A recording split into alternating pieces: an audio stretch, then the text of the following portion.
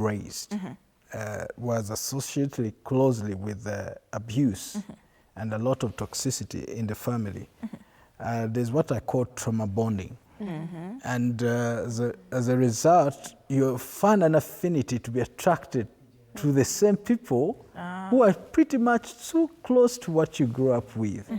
And that way, you get to be involved in these people. And that doesn't take long.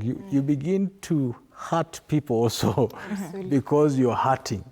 You came from an environment where you're not loved, you're not appreciated, you're not celebrated, you're abused constantly, either physically or verbally, sexually. So you carry that into the relationship which you're getting to, if it's a man or it's a woman. And in turn, the cycle goes on, you know? And I love that you've also started us on a high note. You mentioned trauma bonding, of course, before we bring in Mercy. But usually we hear about soul ties, of course, for people who sometimes engage in sexual intercourse, if at all they're not married. But how does trauma bonding really present itself? Is it more of emotional or, say, even religious way, cultural ways? How does it present itself, and how does it now come to be this powerful thing that is so hard to get out of? My experience and counseling people that I've been able to help over time, it's a subtle behavior from the person who is abusing the victim.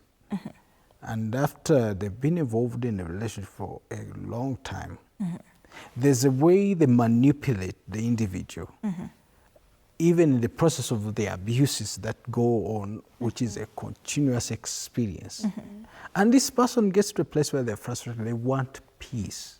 And the quest for peace, this guy or this lady has a way to lure this individual to a bond where it feels safe, but actually you're bleeding. It's like I was going through you at the back, you're bleeding, and you're in an embrace. That feels almost comfortable, but it's not comfortable.